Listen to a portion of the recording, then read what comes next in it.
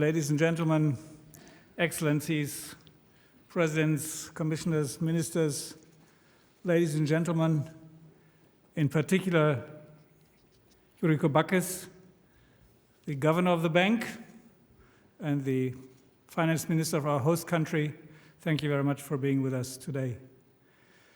It's a great pleasure to welcome you all to sunny Luxembourg. I repeat, to sunny Luxembourg, a little bit windy and cold, but very sunny. Best condition for a successful meeting. Welcome to the first EIB Group Forum. We have gathered here today a diverse group of leaders and some of our most trusted partners.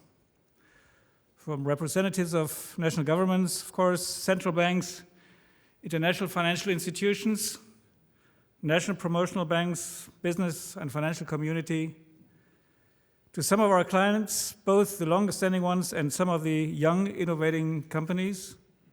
With all of them, we are delivering some of the most impactful projects in Europe and the world.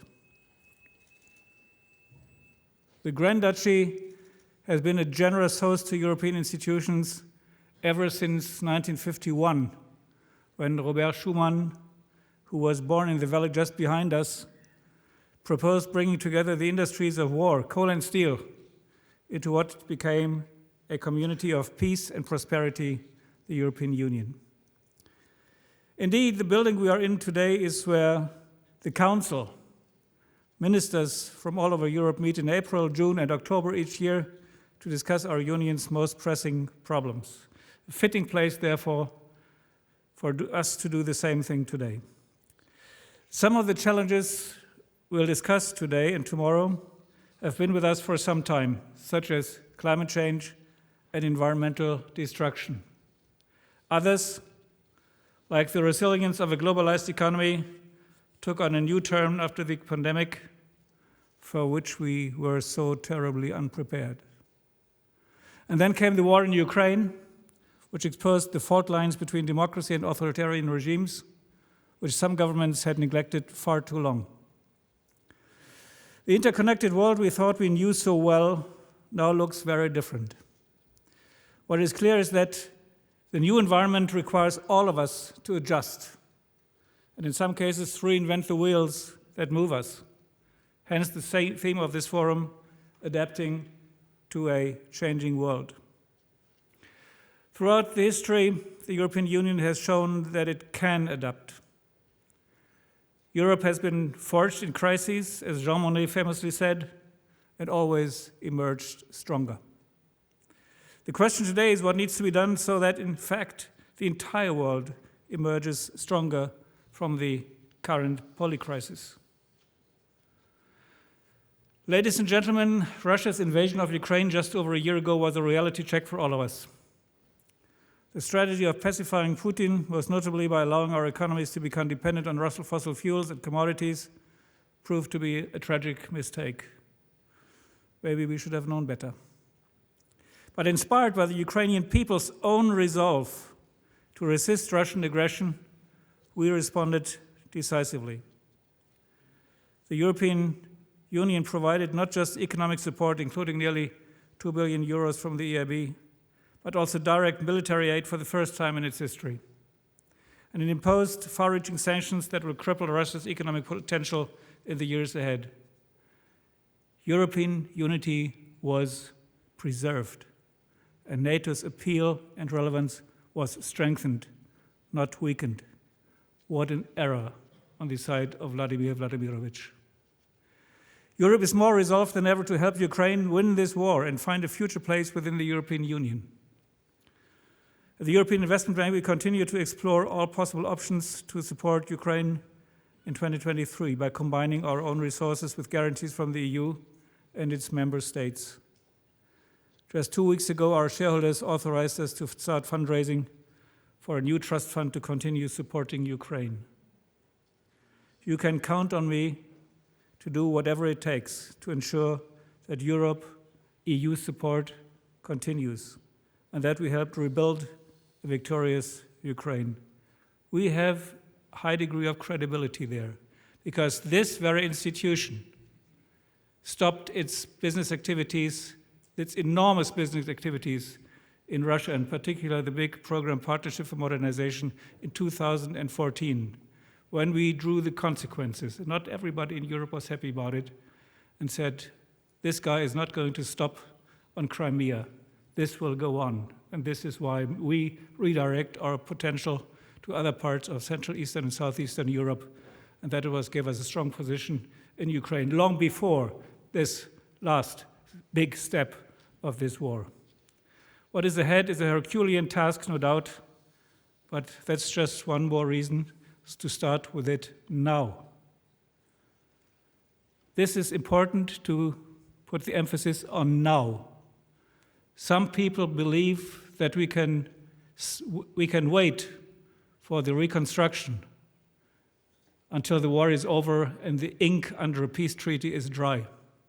What an error.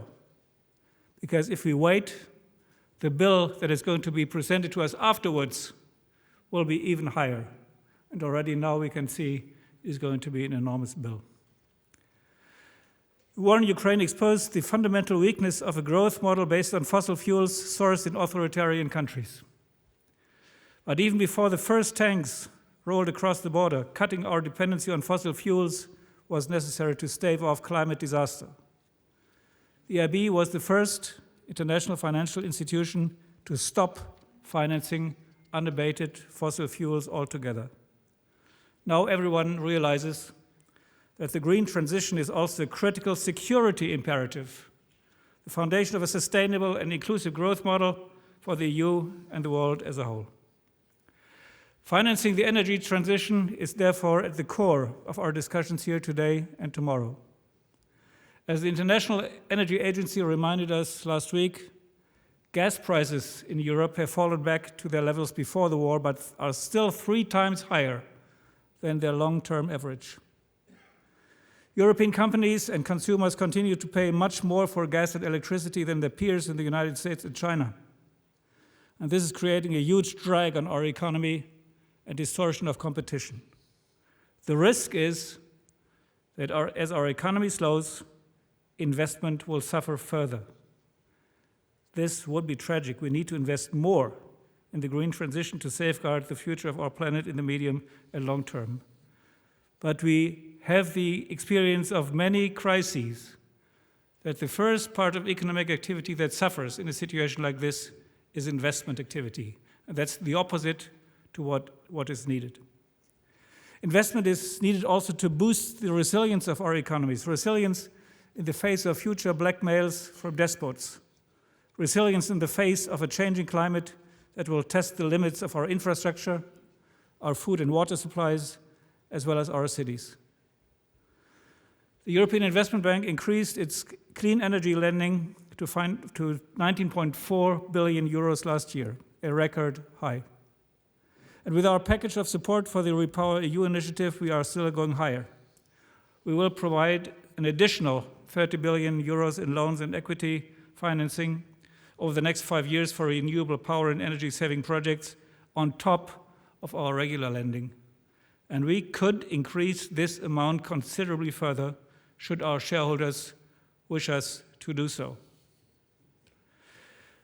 Ladies and gentlemen, we urgently need investment to preserve the competitive edge of Europe's economy.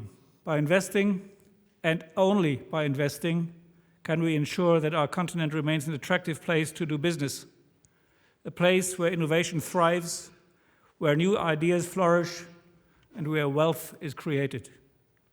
If we stop being competitive, if we stop innovating, then the European socio-economic model, the social market economy that we are all so proud of, will not be sustainable. In an aging society, productivity growth is the only way to preserve welfare and geopolitical relevance.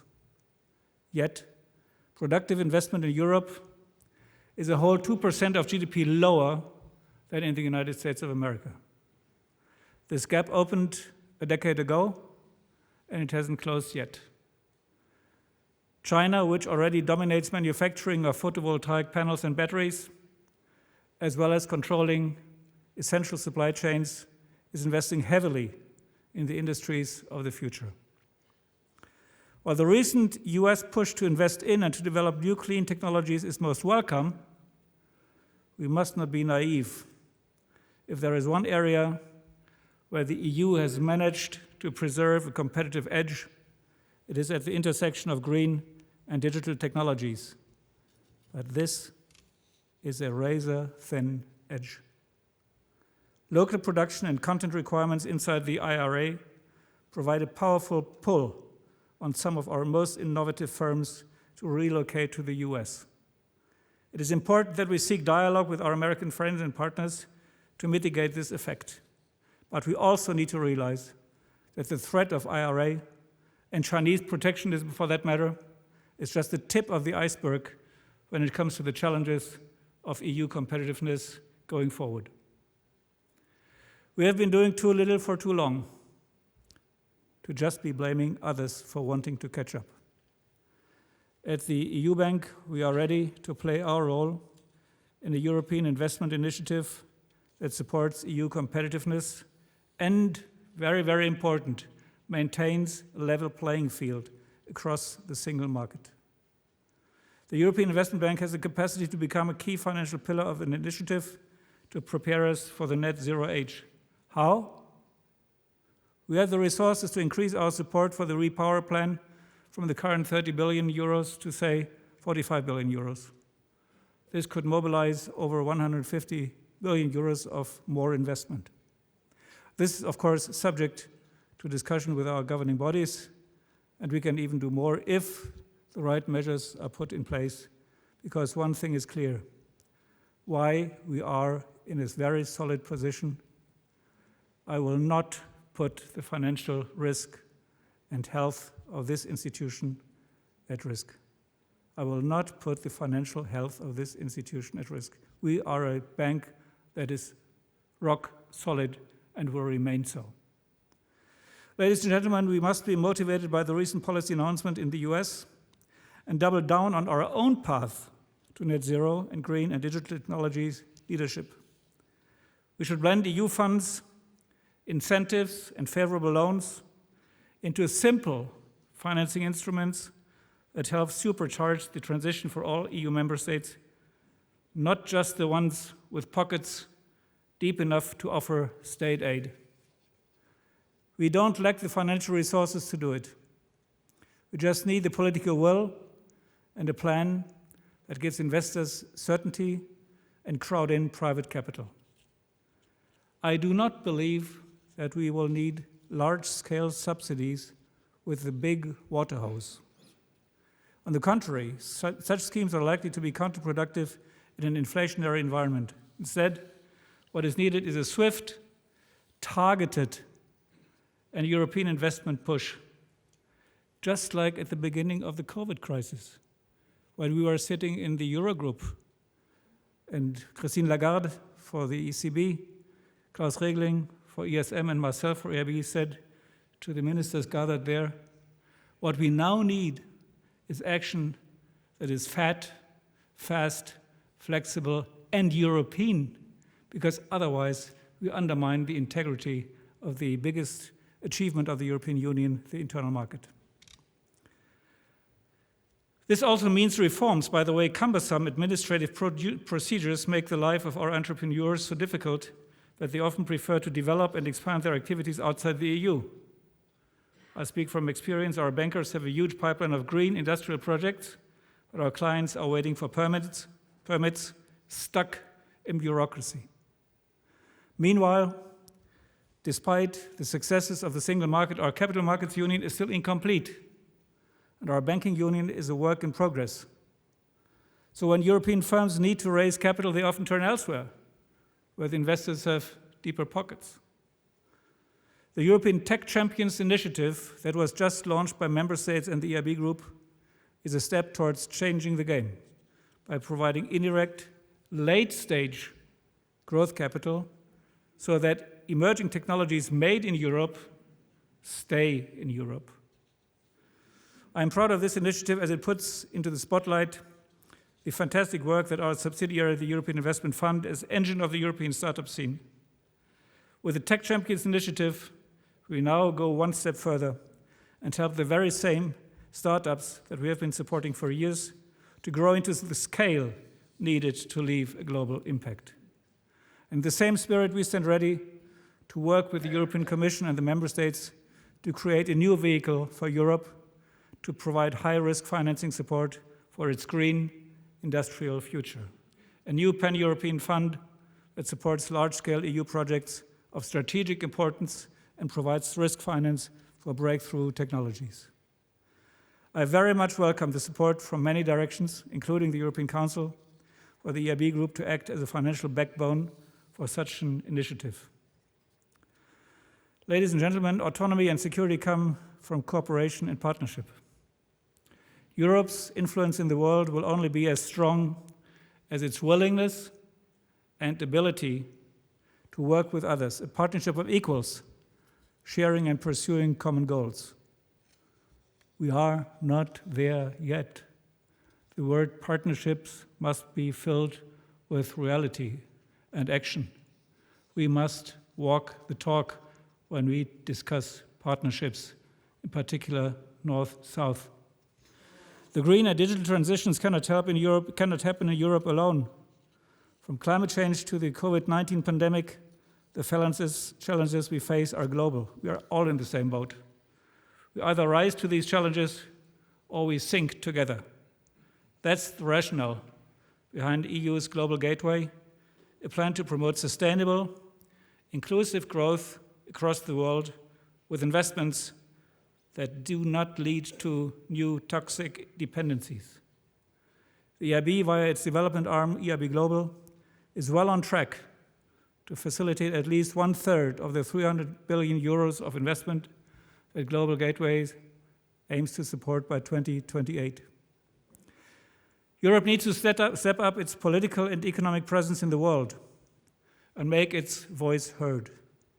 EIB Global is a key part of this effort. This is essential work. I'm convinced, but that is no news, that given the new geopolitical realities, the foundation of EIB Global last year was spot on, and it needs to grow into a fully fledged subsidiary, hopefully together with partners from the European Commission and the national development institutions and banks, with even more firepower to provide the EU with the necessary financial clout to pursue its strategic objectives in the world. It's time for Europe to put its money where its mouth is. And the EIB Global, stands ready to play its role in this. Ladies and gentlemen, colleagues, friends, let me conclude. I look very much forward to listening to your exchanges over the coming 2 days. Your work here will help us deepen our understanding of the challenges we face and our capacity to rise and meet them. I'm sure we'll all learn a lot. Thank you very much for being with us. Thank you.